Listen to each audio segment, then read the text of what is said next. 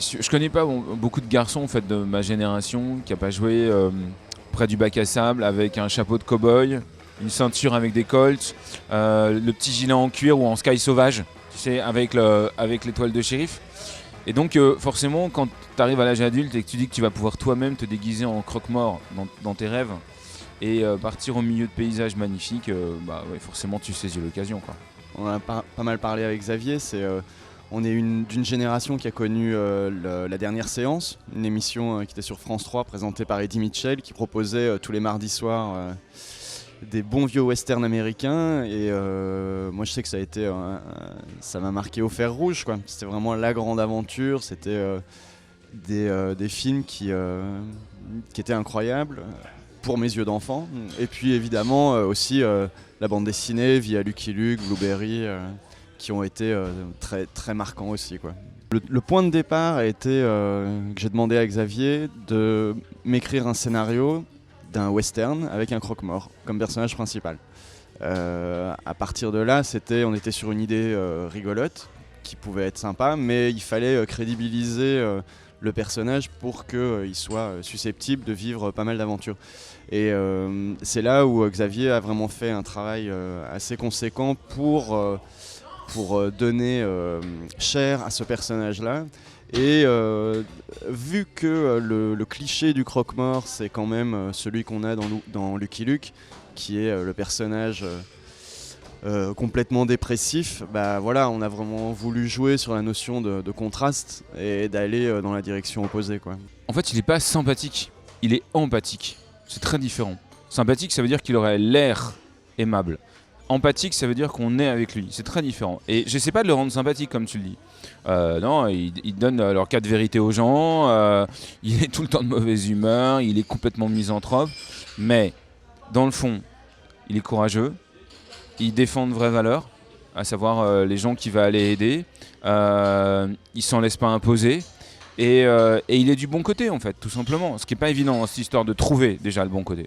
Et donc je pense que c'est ça l'idée, c'est de faire un personnage qui est dur en apparence, mais vous connaissez la suite, mais qui a un cœur à l'intérieur. Ouais, je pense qu'on est tous pareils, on aime bien les gens qui mettent les pieds sur la table, qui disent en plein milieu du dîner familial ce qu'il faut pas dire, on adore ces gens-là, quoi, parce que en fait, il y a un phénomène de, comment dire, de catharsis, et puis aussi je dirais qu'on vit par procuration, ça. On aimerait tellement pouvoir faire pareil. Plutôt que de dire « Ah, vous avez pas tort, c'est vrai, c'est gentil », et dire « Mais pas du tout ». Bon, bah eux, ils peuvent le faire. Moi, je pense que on fait, dans le fond, un western à la papa, comme tu le dis. Si on regarde le fond de l'histoire et ce que ça raconte, c'est le modèle absolu, effectivement, un western à la John Ford. Et en apparence, on fait un western à la Sergio Leone. On essaye vraiment d'être à mi-chemin parce que on a autant biberonné du John Ford que du Sergio Leone. Donc, et puis visuellement aujourd'hui, je pense que ce serait difficile de faire un western vraiment à l'ancienne, vraiment classique, quoi, parce que le langage a évolué, la manière de raconter a évolué. Donc inévitablement, tu es influencé par ce qui s'est passé par la suite, quoi. Moi, je me suis interdit le genre western pendant des années parce que voilà, vu la filiation graphique que j'avais, c'était pas pensable pour moi de passer après ces gens-là, quoi.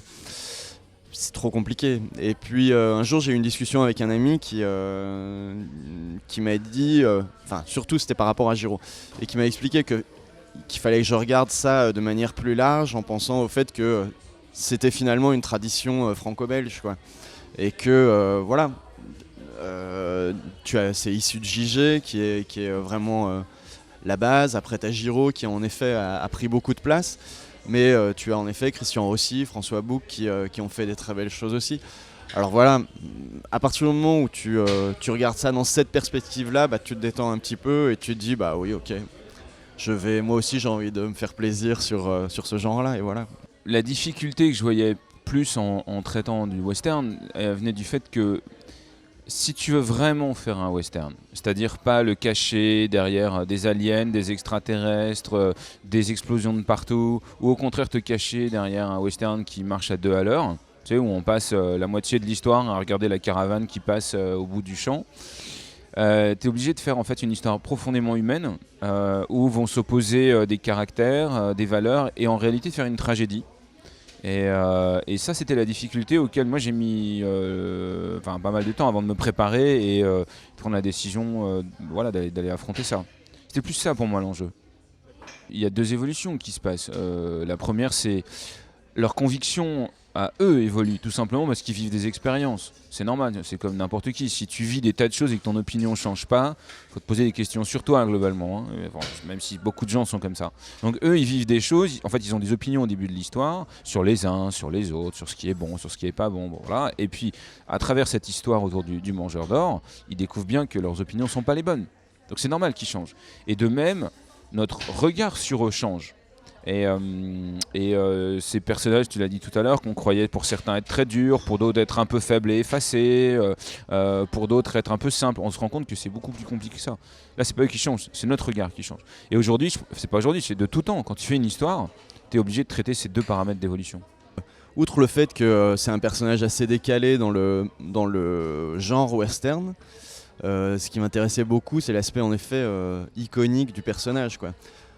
Le croque-mort en tant que tel a une identité graphique très très forte à la base. Et partir de ça, c'est une facilité incroyable. Ça amène... tu travailles déjà sur un matériel qui est déjà très très puissant, quoi, en termes de visuel.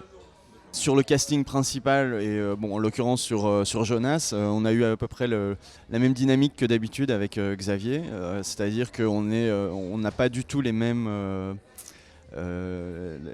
personnages, enfin les mêmes archétypes, quoi. Et donc on doit faire tous les deux un chemin l'un vers l'autre pour arriver à un personnage qui nous convienne à tous les deux. Mais c'est une fois de plus, c'est une vraie richesse parce que ça nous permet de sortir un petit peu chacun de notre zone de confort et d'arriver à un personnage qui je crois, a une véritable originalité, quoi. En fait, je le voyais plutôt comme un personnage entre The Dude, tu vois, des frères Cohen, et un John Wayne vieillissant et bedonnant. Et un peu crado, tu vois, limite entre le croque-mort et le clochard, un peu. C'est pas vrai, Lynn, elle est sévèrement burinée aussi, quand même. Dit buriné, j'ai pas dit burné. Que ce soit bien enregistré par la caméra. J'ai dit buriné. Non, pour ma part en tout cas, pas nécessairement, quoi. Moi, ce qui m'importe, c'est à partir du moment où on parle de la partie graphique, c'est de raconter de la manière la plus efficace le scénario de Xavier. Et en l'occurrence, à partir du moment où tu fais du western, c'est inévitable, tu dois avoir à un moment des choses qui sont spectaculaires visuellement, quoi. Parce que le western est par essence visuellement spectaculaire. Après, ce qui m'importe vraiment, c'est la fluidité de la narration, l'acting, que les personnages jouent juste. Et voilà, après, c'est le fait de pouvoir faire du spectaculaire, c'est du bonus, quoi. Oui. D'ailleurs, là, les 2 que tu montres, c'est une sorte d'interlude finalement, hein, sur la scène nocturne ou là pas, quoi. Mais oui, je pense que le fait d'avoir des grandes splash pages comme ça, ça fait partie du vocabulaire possible de la bande dessinée. Donc à partir du moment où une situation peut justifier l'utilisation de ce vocabulaire-là, pourquoi pas, quoi. C'est très très très plaisant à faire, quoi. Moi qui ai fait avant Undertaker et juste avant Asgard, j'ai fait beaucoup de bouquins qui se passaient en milieu urbain, où là tu es sur des logiques de verticale et d'horizontale, avec comment dire, un défi technique à chaque fois de représentation d'immeubles et compagnie qui est assez... c'est du dessin très technique, c'est pas très fun à faire. Ici, là c'est du vrai plaisir, parce que t'es sur de l'organique, t'es sur de la roche, t'es sur des choses qui sont du dessin pur, quoi. Donc ouais, pour moi c'est l'éclate, quoi. Et l'univers, tu vois, ce qu'on appelle l'arène d'une façon plus générale, est un personnage. C'est-à-dire que les lieux ont un impact fondamental sur ce que tu racontes. Par exemple, les grandes révélations se font rarement dans les cuisines.